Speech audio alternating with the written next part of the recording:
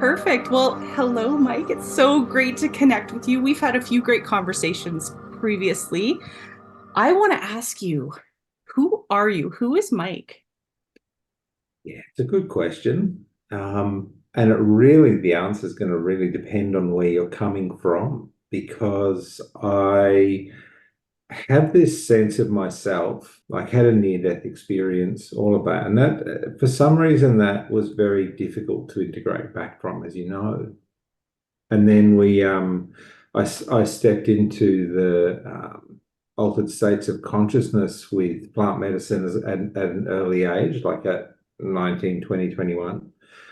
Very quickly realized that there's actually better ways to do it than that. So even people who are talking about, ayahuasca and mushrooms and all of that now, that's the stuff that I gave up, 30 years ago, and moved on. And I did, and then I was in a 10-year shamanic apprenticeship, got right into healing, body work, breath work. It just led me down all these different explorations and paths, and finally to things like alchemy, altered states of consciousness without all of that quantum mechanics in terms of the brain, the consciousness. Yeah, so it's a really beautiful exploration. And to answer your question, who am I? I feel like my particular purpose in remembering all of this is to bring this aspect to people who are ready for it, that we do not need the healing. We are actually, and especially at a quantum level where there is no time, we are actually fine. Everything's perfect, and we exist at all of these different levels now, all in this moment. And so if you are coming in from this human level, yeah, of course, that's what you believe. We forget it when we come in, who we truly are. But we can go further, much, much further. And I just am here to work with people who really want to explore this shift in moving from this space of awakening into the information, and then moving that to knowing in the heart. And it's a really different space. It's kind of like when you come to know that about yourself, you really kind of get a sense of all these people who want readings and things. They never need that because it's yours. Yeah, that information is yours. So you go out and find your own information through the techniques that I work with and teach and work with people. Yeah. I absolutely love that. And you know what? It's cool, like you were saying before, we parallel each other quite a bit, like even in the business side of things. And I love that because it's so true. As soon as I remember having this experience with this random person, and all she said was, get out of your own way. It's like that's all there is to do in life is to get out of our own ways. And it's true. And it sounds like, you realize that at a much younger age than a lot of people do. Many of us get to, our mid 30s, 40s, and we're just starting to figure it out, where many souls have been put on this earth and seated on this earth to realize it at a younger age through, like, you had a traumatic experience. And I think that's so beautiful and such a beautiful gift to share. So thank you for sharing that. I Yeah. love it. What's your take on it? Well, I truly believe that too. I feel the past, present, and future is all happening at the same time. I believe in timelines. I believe everything is happening simultaneously. I've seen glitches in the matrix of my own life, so I know firsthand. I've seen, during my near death experience, I saw many things happening all at once that I shouldn't have known were going on. And then it comes to you at a different time in your life, and you're like, wow, like there's way more to this consciousness game than what we see with our physical eyes. And it's so true. I just made a little speech in the community about not blaming people for our emotions. And I think that's step one with anybody in, a healing modality in anything. And I find, you're right, like with card readings and stuff, people need to be very cautious. And I don't even like to use that word, but, if people are planting seeds in your head of negativity that is to come, it's going to become a self-fulfilling prophecy in your life. So be very aware of the information we take in on a daily basis. Yeah, yeah. And honestly, that aspect I think is a huge point to make, Becky, because the other thing that comes to mind is that the more we try and seek answers in other people, the more we are telling ourselves subconsciously that we don't have them. Yeah. So when we can just own what we get, like learn through intuition, learn through whatever, own what we get, and then be able to seek out the information we need at the time, that's incredibly powerful on so many levels. Yeah, I think so many of us are programmed to not be open to receiving from a very young age. We feel we're taught to hustle and seek and push. And as we push, as you know, we push resistance out and we actually push those answers away from us and that energy away from us. So if we learn to just sit in the silence and the calm and open up to receive and pair that with, serving and giving and being able to help others, more and more answers, the synchronicities will start coming. However, whoever's watching this sees their synchronicities. It's all different for everybody, but start believing in those signs, start believing in that nothing is a coincidence, and start following that where your heart leads you. And like, I think that's the biggest thing. We go where our fear leads us generally, or leads us away from them. We need to learn to go where our heart leads us. Yeah, yeah, absolutely. I really feel, interestingly, that you would mention that because this shift, I think I briefly mentioned it before we started this call, but this shift of people understanding this, it's kind of like there's a big difference between the information that we hold in our head and the knowledge that we have in our hearts, and when we get down to that heart, and that real deep sense of, oh yeah, this is it, it's different for everyone, but when we really get down to what's in our hearts, it's incredibly powerful to live by that, that aspect. Yeah, that, Dr. Joe Dispenza teaches about the heart mind coherence. Many beautiful teachers do. And it's like the scientific aspect of it, right? Like I like to pair the science with the spirituality because we need some tangibility in our life still.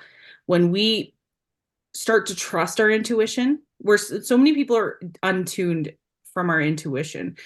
This is what really sparked my journey into digging into it, was trying to trust and learn what my intuition is versus my fears and my ego.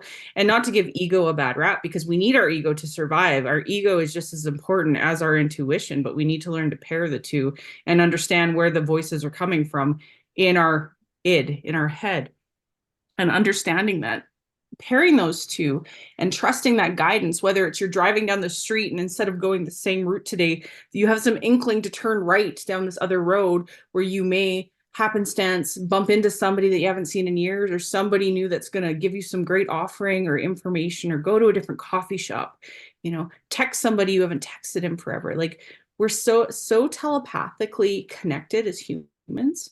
Hmm. Like, when we start to trust that and trust that higher knowing and be like, okay, I don't need to be a creature of habit. I can do things differently to open my heart more.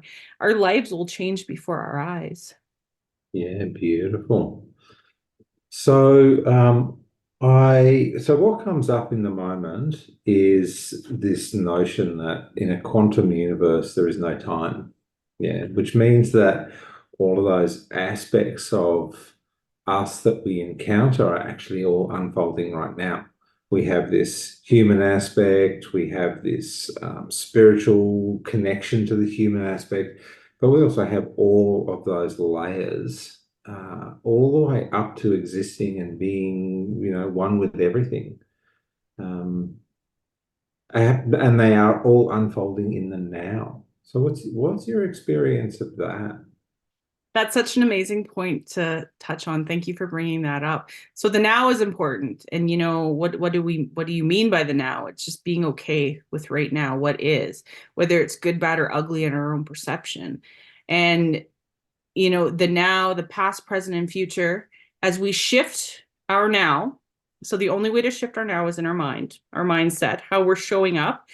Say if something very stressful is going on in your life and the old you wants to run away or get in a fight, or, you know, drink or whatever that old coping mechanism is, you show up and you catch that voice in your head and you rewire it in the now to show up differently. You're actually jumping a timeline, a quantum timeline, to a different version of yourself. You're creating a new an improved version of yourself ultimately. And the more we do this, the more we create and become that version in ourselves. This is what manifestation and the manifestation community stems on. It's living in the wish fulfilled, Neville Goddard, right? It's like assuming the feeling of the wish fulfilled. And that's what we want to do. It's not just as easy as fake it till you make it. It's you have to be it. It's like you have to smell it, you have to feel it, you have to immerse yourself in it and just become it. And it's, anybody watching this who's maybe a little newer to this might just be shaking their head going, no, that's not true. I dare you today to focus on something like a black cat or, a certain type of bird and put it in your mind's eye. You'll see it. You'll see it within 24 hours. I guarantee you it'll show up in your existence. And if this doesn't make you realize how powerful of a creator you are in a quantum universe, nothing will. Because this is an aspect, I think, of manifestation that comes up a lot because people want results. Want to create black cats, want to create piles of money, all that stuff. But I'm increasingly affected by what is actually showing up as just simply as an opportunity. What shows up as a yes to the thoughts in your head, as an answer. And I wonder from a quantum point of view, sometimes if anyone even exists, there is only my consciousness playing out. And the eyes, the ears are all illusory. What are your thoughts on that? Well, I love that because that's that free will comment, right? Like whose free will is free will? Well, honestly, the only thing, what I believe from my experience is we can control the free will, whether it's for the highest best good of other people around us or not. Yeah. That's what's going to play out in it. If you're trying to manipulate somebody with free will in a way that you want them to show up in a certain way, but you don't believe in yourself, you're not doing it to serve them and serve the highest best good, that might come back and bite you in the butt. That being said, if it's something like for your child, say, let's use a kid, for example, and your child is struggling and you catch yourself having negative thoughts about your kid, like, oh my gosh, blah, blah, blah, they're not showing up in school the way they should. Instead of that, start to focus on the best version of them in your mind. Create a new version of that person that's in your mind where you might be thinking thoughts of malice or disdain or bitterness or frustration. Turn it into thoughts of love and send them love. This is like what I do. This is my quick fix when I'm frustrated with something, because I'm human. I get frustrated and I find myself getting bitter. I'm like, oh my gosh, I catch myself in that moment. And I'm like, okay, I'm sending this person love. Like, this has nothing to do with me. And I'm going to create a version of them in my head and have that conversation that I want to hear in my head with them while, focusing on what's highest best good for them and for myself. And I don't know, what do you do in situations like that, where it's like the free will versus what's showing up on the outside? Yeah, I mean, I am just saying yes to everything right now. So whatever shows up, could be anything, like new work, new people, new whatever it might be. To just kind of walk in with this open mind and this open heart and really dive into, okay, put it out there. What are you bringing in this moment? And even when you get that aspect of your children, it's like, oh, okay, well, we know that we all love our kids, right? What are they bringing in this moment? And what is that showing you and you? And I think that's, if you have the courage to really dive deep and look at that, you find there's aspects of what shows up that you can delineate, right? That's old school nonsense. Yeah, that's higher consciousness, love and connection, and that's where the choice lies. So finding those moments where you actually just witness both of those, the old and the new, the negative and the positive. And then if you really want to take it a step further, right, it is to just witness both of those and stay in the peace of this moment, right? It's like this here, because you will understand this because you're so into alchemy, yeah, is that we have this aspect that moves from the positive to the negative all the time. And if we can go to where that fulcrum is, that is the point that allows everything to unfold, and all we do is witness, and if we just hold that end result of what we would love, in the case of kids, it's really that they would find um, that aspect that is truly them, and that is all. Everything else is nonsense. So, yeah.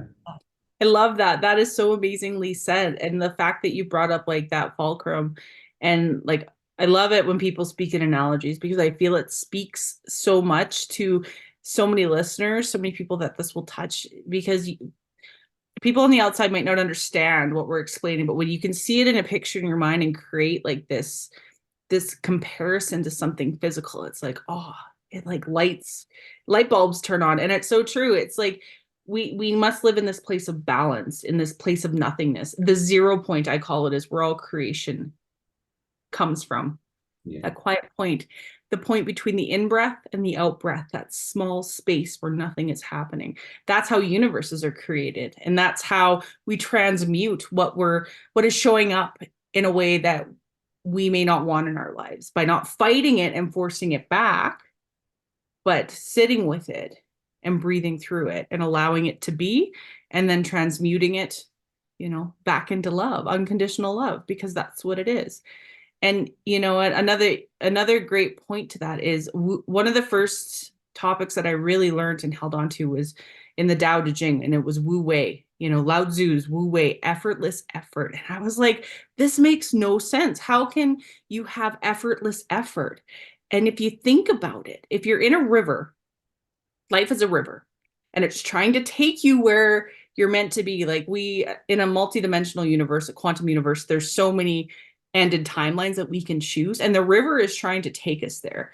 But as we're fighting it and we're swimming upstream, we're wasting all of our valuable source energy on fighting the current. And it may deter us to a lower timeline or not the right timeline. And we may have to go in a circle again and come back to the same point because we haven't learned our lesson yet. When we let go and we allow that nothingness to take us, and like you said, allow what's showing up to be and love it for what it is, take our perception out of it and just be like, okay, what is this teaching me on the inside? Why is this showing up? That is one of my favorite questions. Why is this showing up right now? And we ask ourselves that more in the challenging times and the good times. And the good times we're like, yeah, let's take it. Come on, this is great. It's taking me where I want to be. And then in the difficult times we're like, oh, why? Yeah. I know. Well, everyone's predilection is towards the good and away from the bad, but I strongly believe that if you can get to that fulcrum bit and away from that, the swing of the pendulum and the good and the bad, you really move into a space of deep peace. Not that we can stay there all the time, we're human, but yeah, that's there. So Becky, who are you? Like, what's your take on being here in this world? I am Becky. And anybody who knows me knows that I work very diligently to not use labels because my purpose is to teach spirituality in a non-dogmatic form. I'm here to like break the walls because no way is right for, 8 billion people. We all find our path with what works for us. And that's what spirituality is. And I'm here to teach people it's okay to be you. It's okay to show up as you. I'm here to build communities. I'm here to speak. I'm here to be heard. And that's one of the big things I've been going through. It's like feeling heard has always been one of my shadow aspects. And it's because I'm meant to speak. And the more I speak, the more I hear myself. And it's like, I got to listen to myself just as much as anybody else. And I, I am here to shine a light for people to help them walk home, to guide them back to themselves, to just serve in a way that makes them feel comfortable and makes them feel okay with themselves, because so many of us are not okay with ourselves, even as we reach our middle age. Like, there's so many people I see out there who just are so afraid to be who they truly are because they're worried of somebody else's judgment on the outside. And what we need to realize is we are perfect, whole, and complete as we are in every moment, because we show up with the wisdom we know at the time. And we need to forgive those old versions of ourselves for maybe not showing up the way we should have, and walk forward in that. And is there an aspect to all of that that is really about people remembering what their soul wanted for this life before they came here? Because I'm getting the sense that there's a real remembering of old information in all of this. Yeah, and that's beautiful, the remembering. And honestly, the remembering is just the knowing now. I know so many people want to know their Akash and this and that. Honestly, we can let a lot of that go. It's a beautiful way to learn, but a lot of the time the Akash will take us back to trauma that we've been through and things that we don't need to focus on. An example is, what is, like, where are you attracted to? Even when I was in some of the worst parts of my life, people would always come to me for advice on life. And I'm like, have you seen my life? It's like burning, my house is burning down around me, literally. Like, and I'm like sitting here like in shock and PT, post-traumatic stress and all this stuff. And people would still come to me for guidance. And I started to realize this must be part of my calling, because it keeps showing up. Music as well, it kept showing up for me. It was like I was pushed into it and I would like resist. But when, like, when you talked about opening your heart and following that, when I finally let those fears go of speaking, of teaching, of knowing that I have the wisdom to pass along to people, otherwise they wouldn't be coming to me, life started to really show up and guide me down that river. I let it go. It's like I let it go. Yeah, gorgeous. I love that. I love that. So, I'm feeling in the moment like maybe you, maybe me, we've got like some ideas to give away to people. What would you call your top three ideas for getting people in a space of real selfless giving and deep connection to who they truly are? So the first one would be just letting go of all the illusions of what you're not, and being okay with those aspects of you that may cause shame or guilt or have in the past. And I know that's easier said than done in a lot of circumstances, because a lot of people who have been raised in hardcore religious beliefs can hold on to and harbor a lot of that in their, it actually in their physical body, or who've been through major trauma in their life. A second is to make sure and fill your cup first. And this doesn't mean being selfish. It means being selfless with yourself. And when I talk about self-care, it's not about going to the spa and getting your nails done, or, going and buying a new vehicle, or it's about actually tending to your own feelings and reparenting those bits of you that may be a little lost. And I still have bits of myself that come up in, day-to-day little, just that little Becky that shows up and makes me feel maybe a little insecure in the moment or not. And you have to just like love that bit of you instead of running from it. And then the third is stop being a victim of your circumstances. Take what you've been through in life as a teaching tool to share with others. And you never know whose life you can shift just by smiling at somebody, just by holding a door open, just by being an open ear for them. Yeah, I love that. Love that. Yeah, I would suggest the three things for me would be to really agree with you on that second one, like that self-care aspect. Because if we don't have ourselves sorted, at least in this moment, um, on as many different levels as we can, we remain broken. Yeah, and part of being a human, I guess, part of being this aspect of who we are, is to really acknowledge that it is only a part. It is only a part of who we truly are. But it does require third dimensional care, right? We got to we got to eat right. We got to be right. All of that. Yeah. The second thing I think is that what most people call imagination, people blow it off as this flimsy thing, but it's not. It is the source of everything for us. Be that manifestation, be that information. It is the care, attention, and care of that information that is so valid for us, and not to blow it off, to be true to it for ourselves, and it will just get stronger and stronger. And I think that's the thing is it's like that message to your subconscious, if you blow it off as imagination, that's where it will stay. But if we can be in that space, and really honor it, it will get stronger and stronger and be an effective force in our life. And the third thing is to just honor everything as ourselves. You, me, everyone, right? We truly tip into a space. If you get into the quantum universe, you will find that you truly tip into a space where you are connected to everything through all time and space. And I think that is incredibly powerful for for really honoring yourself, for passing that message through. But people start to feel it. People around you start to feel it, and everyone is incredibly powerful, way beyond what we have ever been taught. I love that. That's so beautiful. The imagination is like that really hits home to me. And thank you for sharing that. So many people get disconnected because many people in, like, I know my age group, we were told as kids, like, you can't be what you imagine you want to be. And I lost my imagination for years and my creative outlet.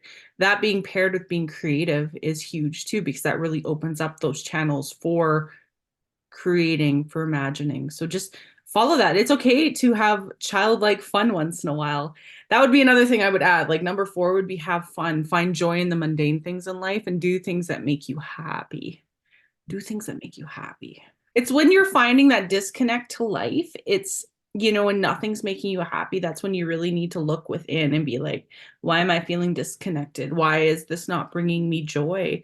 And generally what happens is it's because we disconnect ourselves from source. So just focus on like that beautiful sunshine or source energy flowing through your body and reignite yourself. Go stand outside barefoot if you can. Reconnect with the earth and the elements around you. It's so powerful. I'm going to go and do that now. So, You can. It's summer where you are. It's winter here. Ugh, yeah, boiling outside today.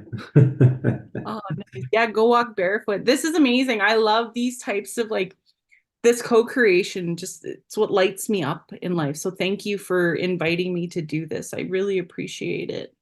Thanks very much.